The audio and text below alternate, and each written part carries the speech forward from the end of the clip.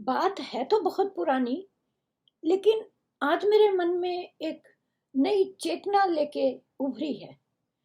बहुत पुरानी बात है, किसी तीर्थ यात्रा के मकसद से नहीं। हम लोग मथुरा वृंदावन गए थे, तो बस वहां से घूमते हुए हम मथुरा से वृंदावन, व्रज और नंदगांव मंदिरों को देखते हुए जैसे जा रहे थे, तो सहसा अचानक मेरे मन में विचार आया कि व्रज और नंदगांव की दूरी कुछ खास तो है नहीं, पास पास ही है। तो फिर गोपियां सारी उम्र अपने वहीं बैठकर रोती रहीं, और राधा जी भी ऐसे उनके प्रेम में विह्वल रहीं। परंतु फिर वो गई क्यों नहीं उनके पीछे पीछे? कृष्ण को कभी मिलने गई क्यों नहीं? वैसे तो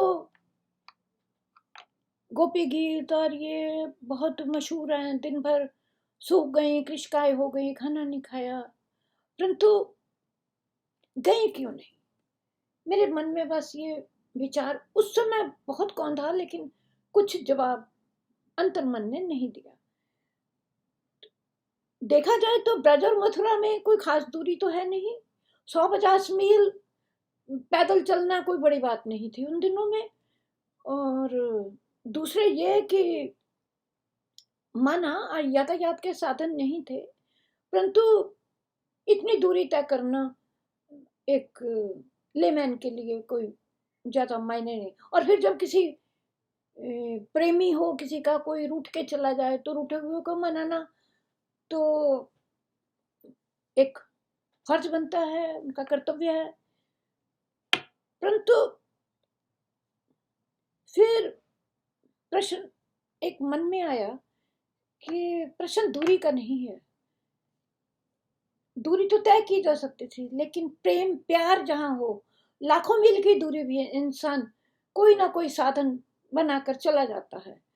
लेकिन जब एक बार कृष्ण चले गए, तो उन्होंने भी तो मुड़ के उनकी तरफ नहीं देखा। कभी कोई चिट्ठी पत्री या कोई संदेश बात नहीं भेजा कि वो गोपियां कैसी हैं, क्या हैं। अगर उद्धव के जरिए उन्होंने संदेश भेजा भी, तो यह कि भी आप गोपियों को समझा के आओ, ऐसे करके। यह नहीं कहा कि गोपियों को कहो तुम यहां चली आओ या मैं चला आऊंगा ना। तो गोपियां क्यों नहीं गई, मेरे मन में एक बात आई कि शायद उनके मन में ये बात गई होगी कि सती भी शिव जी के कहने के बावजूद भी अपने मायके चली गई थी, जब उसके पिता ने यज्ञ किया था। तो बिना बुलाए गई थी, और अपने स्वाभिमान को, आत्मसम्मान को सब सब ताक पर रखकर, और पति की आज्ञा का उल्लंघन करके। तो फिर क्या हश्र हुआ था उनका? आखिर फिर उनको यज्ञ कुंड में अपनी आहुति देनी पड़ी थी। ये सब आपको पता ही है। शायद वही चीज मेरे दिमाग में आई कि गोपियों को नहीं आना चाहिए था। क्यों बिन बुलाए अगर आप कहीं जाते हैं, तो एक बात है, कृष्ण जी छोड़कर तो चले गए, लेकिन नहीं बुलाया, और मन उनका उत्साहित हुआ भी कई बार, परंतु पैर पत्थर हो गए, मन मन के भारी हो गए, पैर चला ही नहीं गया। क्यों? वो आत्मसम्मान था उनमें, स्वाभिमान था उनमें। उस स्वाभिमान ने उनको वहां से कृष्ण के पास जाने नहीं दिया। आज मुझे मेरे प्रश्न का उत्तर मिला है।